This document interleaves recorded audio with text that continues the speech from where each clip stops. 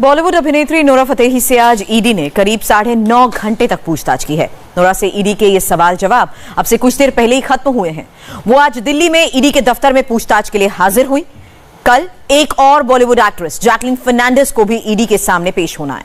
इन दोनों एक्ट्रेसेस को तिहाड़ जेल से 200 करोड़ रुपए की ठगी के एक मामले में तलब किया गया था। आखिर क्या वजह है कि तिहाड़ माफिया की जांच में बॉलीवुड के हीरोइंस की पेशी हो रही है? हमारे दो रिपोर्टर्स अभय पराशर और अतुल भाटिया ने दिन भर की ग्राउंड रिपोर्टिंग की और ये स्पेशल रिपोर्ट तैयार की है।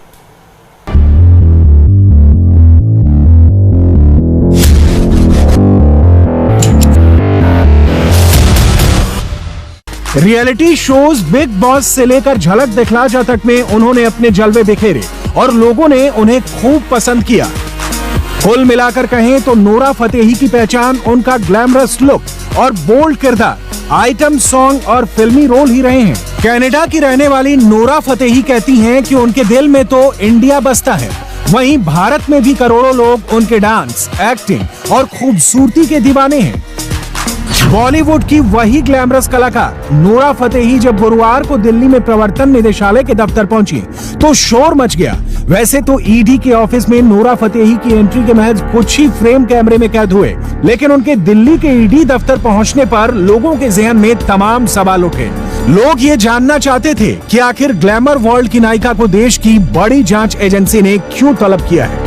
ईडी ने नोरा फतेही को तिहाड़ जेल से हुए 200 करोड़ रुपए के एक्सटॉर्शन रैकेट में पूछताछ के लिए बुलाया था। इस केस के मुख्य आरोपी सुकेश चंद्रशेखर और उसकी पत्नी लीना मारिया पॉल है। ईडी ने नोरा फतेही, सुकेश चंद्रशेखर और लीना पॉल को आमने सामने बिठाकर पूछताछ की।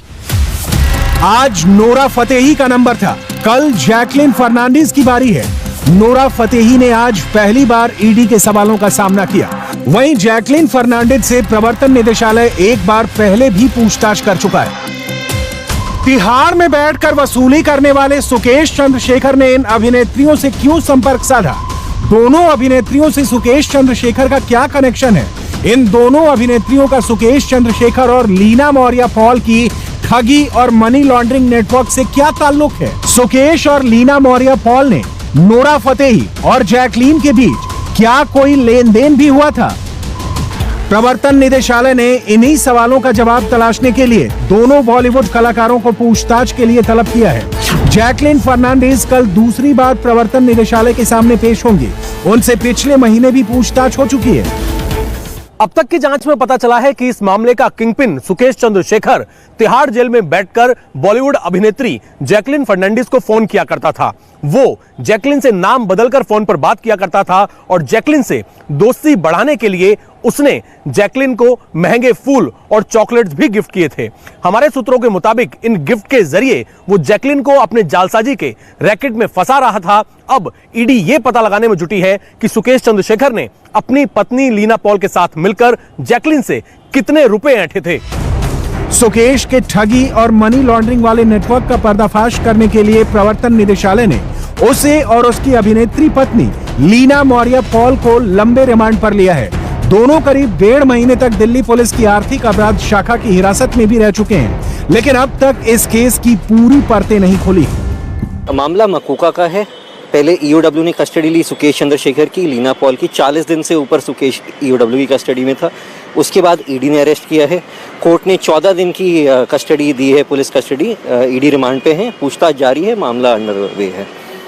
क्या है पूरे चार्जेस क्या है? नोरा फतेही और जैकलिन फर्नांडिस का भी नाम सामने आ रहा है। फतेही को तो आज समन किया है, मे बी फॉर विटनेस, बाकी इट इज सब जुडिस, तो उस पर कमेंट करना ठीक नहीं है अभी। अपार्ट फ्रॉम दैट जैकलिन को पहले बुलाया था, जैकलिन से क्वेश्चनिंग हुई थी। सुनने में आ रहा है कि जैकलिन को दोबारा बुलाया जा रहा है to tender statement under 50 of PMLA।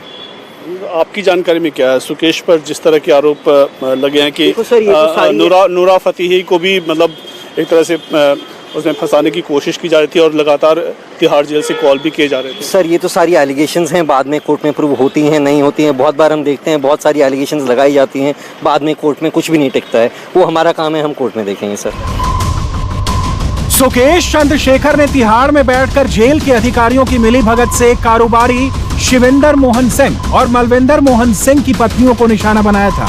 उसने सरकारी अधिकारी बनकर दोनों से करीब 200 करोड़ रुपए वसूले थे और शिवेंदर मलविंदर को जेल से रिहा कराने का वादा किया था।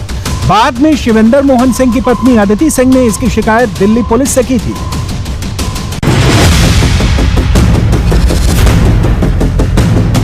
$200 करोड़ से ज्यादा के इस धोखाधड़ी के मामले में प्रवर्तन निदेशालय ने चेन्नई स्थित सुकेश और मारिया के बंगले पर छापा मारा, तो इसमें नए एंगल जुड़े।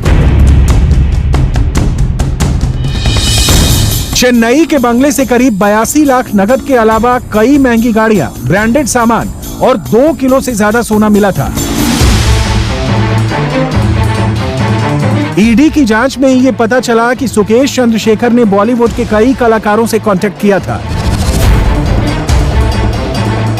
इनमें नोरा फतेही और जैकलीन फर्नांडिस का नाम अहम था।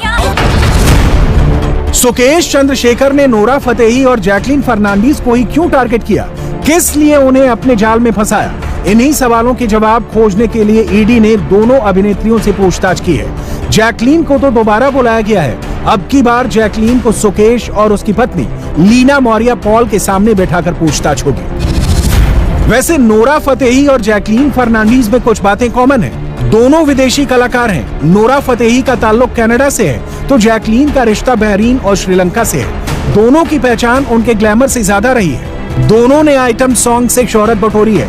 नोरा और जैकलीन दोनों ही रियलिटी शो में भी नजर आई हैं। आखिर सुकेश और उसकी पत्नी लीना ने नोरा फतेही और जैकलीन फर्नांडिस को क्यों टारगेट किया? आखिर इन दोनों अभिनेत्रियों से कितने पैसे ठगे गए? इस पूरे मामले की जांच को सुकेश और उसकी पत्नी लीना मौर्य पॉल के सामने बैठाकर पूछताछ होगी। वैसे नोरा फतेही और जैकलीन फर्नांडिस में कुछ बातें कॉमन हैं। दोनों विदेशी कलाकार हैं। नोरा फतेही का ताल्लुक कनाडा से है, तो जैकलीन का रिश्ता बहरीन और श्रीलंका से है। दोनों की पहचान उनके ग्लैमर से ज्यादा रही है। दोनों ने आइटम सॉन्ग से शोहरत बटोरी है। नोरा और जैकलीन दोनों ही रियलिटी शो में भी नजर आई हैं। आखिर सुकेश और उसकी पत्नी लीना ने नोरा फतेही और जैकलीन फर्नांडिस को क्यों टारगेट किया?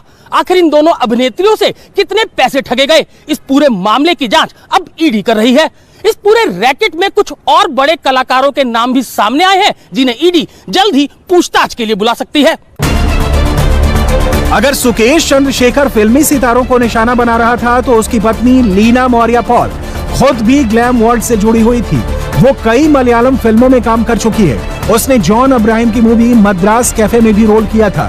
सुकेश जेल में बैठकर जो ठगी और वसूली करता था, वो रकम हवाला रैकेट के जरिए लीना तक पहुंचती थी। फिर उस रैकेट से महंगी गाड़ियां, विदेशी ब्रांड के सामान और सोना चांदी खरीदने का काम लीना करती थी। 200 करोड़ रुपए से ज्यादा की वसूली और मनी लॉन्ड्रिंग का मुख्य किरदार तो सुकेश चंद्रशेखर है। सुकेश दिल्ली की सबसे सुरक्षित माने जाने वाली तिहाड़ जेल की रोहिणी विंग में बैठकर करोड़ों की वसूली कर रहा था, और ये रुपए उसकी पत्नी और small time actress Leena Maurya Paul के पास चेन्नई में पहुंच रहे थे। फिलहाल यह पता लगाने की कोशिश की जा रही है कि वसूली और मनी लॉन्ड्रिंग के जरिए इन दोनों ने कितने रुपए ठिकाने लगाए, ये जांच जारी है। सुकेश चंद्रशेखर मूल रूप से कर्नाटक का रहने वाला है। उसने 17 साल की उम्र से ही ठगी की शुरुआत कर दी थी। सुकेश चंद्रशेखर की पहचान बालाजी के नाम से ज्यादा है।